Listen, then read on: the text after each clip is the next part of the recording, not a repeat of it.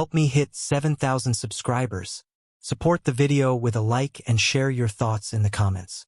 I read everyone. Thank you. I never thought a single night could change everything. But here I am, sitting on the edge of our bed, staring at the empty space where she used to be. I'm Jake. I'm 38. And tonight, after 13 years together, I finally understood that love doesn't always end with fireworks or fights. Sometimes it just disappears. Claire and I had a history most people would envy. We met in our late 20s at a mutual friend's wedding. She was magnetic, funny, quick-witted, always making people laugh.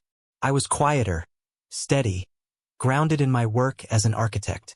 People always said opposites attract, and I guess that applied to us. Those first 5 years were intoxicating.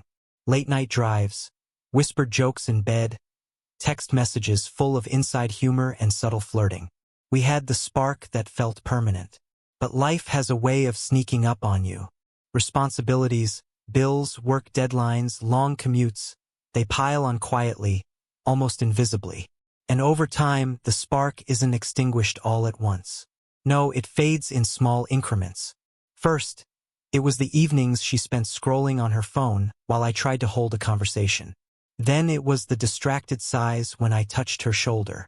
And finally, the cold, mechanical "I'm tired" that seemed to precede every word she said to me. At first, I blamed myself. Maybe I wasn't romantic enough. Maybe I should have planned more surprises, been more affectionate, more exciting. I did everything I thought a husband should do. Weekend getaways, cooking her favorite meals, even waking up early to brew coffee just the way she liked it. I thought the effort would remind her that we still belonged to each other. But no matter what I tried, the distance grew. And then came the subtle signs I should have noticed sooner. Claire stopped laughing at my jokes, not because they weren't funny, but because she wasn't listening.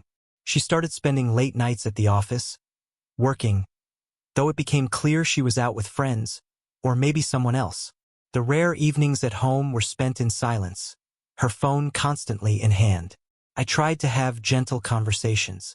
I asked, "Is everything okay?"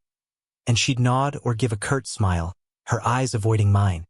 That half-hearted acknowledgement stung more than any argument ever could. I wish I could say that I stormed out in rage, but that's not who I am. I stayed. I hoped. I told myself patience was the answer. "She's stressed," I said over and over. "Give her time."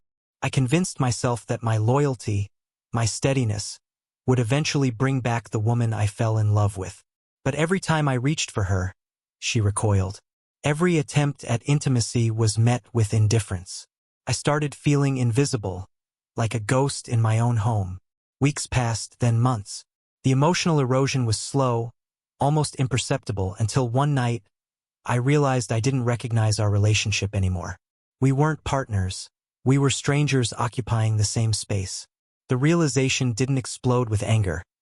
It landed quietly, a sharp clarity cutting through the haze of hope I'd been clinging to. It all came to a head last Thursday. She returned home at 2 a.m., as she often did these days, but this time it was different. There was a smirk on her face, a smile I hadn't seen in months. She didn't look tired, stressed, or even apologetic. She looked triumphant. I followed her into the apartment, carrying the quiet weight of all the weeks I had held onto her indifference. My mind raced, trying to reconcile this image with the woman I thought I knew. "Hey," she said casually, dropping her bag by the door. "I had an amazing night. You'll never guess what happened." She was talking a mile a minute, oblivious to the tension in the room. I nodded, silently acknowledging her words while scanning the apartment. And that's when I saw it, her suitcase, neatly packed, shoes tucked in, clothes folded. She wasn't just coming home. She was leaving. She didn't even glance at me this time. No excuses, no soft words, no hesitation. Just that smirk, that casual assumption that I would remain the one standing still while she moved on. I felt a strange sense of calm, almost disbelieving. My heart wasn't racing with anger, nor was it pounding with panic. It was steady, measured, as if I had been preparing for this moment without knowing it. I moved toward her suitcase, nodded once, and said nothing. Words weren't necessary. In that simple gesture, the weight of months, maybe years of silent neglect and emotional distance, found its conclusion. I was done. And for the first time in a long while, I felt an odd sense of freedom. Even now, I replay that moment in my head. The way she thought she had the upper hand, the way she assumed her late-night antics, her avoidance, her indifference, would leave me shattered. She didn't realize that respect for oneself is the quietest, yet most powerful form of authority. I had learned it the hard way, but tonight at 2 a.m., I finally lived it. I stayed by the door, watching her move around the apartment like it was still hers to command. The living room, the kitchen, even the small shelf by the window, it all looked the same, yet it felt completely alien. She hummed a tune, casually picking up a few clothes from the counter, tossing them into her bag, as if she had rehearsed this scene for months. And maybe she had. "Are you okay with this?" she asked, finally looking at me, that smirk softening just a fraction. I nodded. That was all I did. A single, deliberate nod. Nothing more. No pleading, no questions, no bitterness. My voice, when I finally spoke, would not betray the storm that had raged silently inside me for weeks. "I'm okay," I said softly, though not for her sake. I said it for me, for the part of me that had been silently fading in the background for far too long. Claire tilted her head, as if she expected anger, tears, or at least a reaction worthy of her dramatic exit. When she realized none came, her confident smirk faltered for a moment, replaced by a flicker of something unfamiliar. Hesitation. And in that hesitation, I found my quiet victory. Not in confrontation, not in revenge, but in the reclamation of my own peace. We had once shared dreams together. Trips to Europe, late-night road trips along the coast. Our little apartment decorated with trinkets and photographs of us laughing. I thought those dreams anchored her to me. But tonight, they were just memories. They belonged to the past. She had chosen her own path and I was choosing mine. It wasn't bitterness that guided me. It was clarity. I watched her pull the last of her belongings from the closet.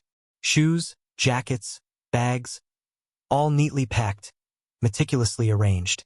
She didn't look back at me, not once. And as the door clicked shut behind her, a strange, almost surreal silence filled the apartment. The kind of silence that doesn't hurt. It simply exists. It stretches, measured and deliberate, reminding you that a chapter has ended and a new one begins. In the days that followed, I noticed things I had long ignored. The little quiet moments in my own apartment, the freedom to drink my coffee without interruption, to play music at any volume I wanted, to walk through the rooms without the constant shadow of indifference trailing me. It was liberating in a way that anger could never have been. I wasn't running from Claire. I was stepping toward myself. Friends reached out, curious and concerned. "Jake, are you okay?" they'd ask. And I realized that I was okay, not just okay, but clear-headed in a way I hadn't been for months. I no longer questioned my worth or my value. The woman I loved or thought I loved was no longer part of that equation. And that was enough. Of course, some nights were harder than others. I'd catch myself imagining her laughter, the way she used to rest her head on my shoulder, the jokes that once made us both double over with laughter. And I'd remember that the love we had wasn't gone in an instant. It had been fading quietly, piece by piece, until it no longer resembled itself. That's the cruel part. It's not dramatic. It's silent, slow, relentless. And surviving it requires more than anger. It requires presence, dignity, and patience with yourself. Then came the evening when she sent a text. Just a single line. "I've moved in with someone else. Thought you should know." Normally, that would have sent me spiraling, but I stared at the message, feeling only a calm recognition. My nod from that night still echoed in my mind. I didn't need to respond. I didn't need to argue. She had chosen her life. I had chosen mine. And in that choice, I found peace. Looking back, I understand now that the 2 a.m. smirk wasn't about victory or cruelty. It was about her happiness, whatever that meant to her. And mine? My peace wasn't in retaliation. It wasn't in chasing what I could no longer have. It was in accepting the truth. in acknowledging the slow erosion of something that once felt eternal, and in finally letting it go. Sometimes I think about the man I was at the beginning of our relationship. Young, hopeful, blinded by love, thinking patience and effort alone could hold someone to you. And I smile at him, not with mockery, but with gratitude. He gave all he could, and that was enough. I didn't fail. We simply outgrew each other, and life moved on. So tonight, as I sit by the window, watching the streetlights flicker in the quiet of the city, I understand something important. Love isn't always about holding on. Sometimes, it's about recognizing when to step back, nod, and let someone leave. That nod, the simple acknowledgement of reality, carries more strength than any argument or plea ever could. Claire is gone.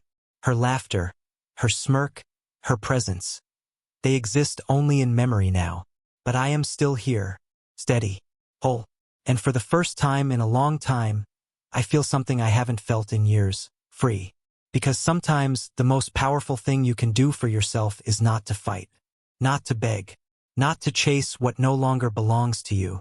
Sometimes, the greatest act of love is simply saying, in silence, with clarity and strength, I see you, I acknowledge your choice, and now I walk forward. And with that, the weight lifts, the apartment feels larger, the air lighter. I am no longer lost in someone else's indifference. I am here. I am present. I am me.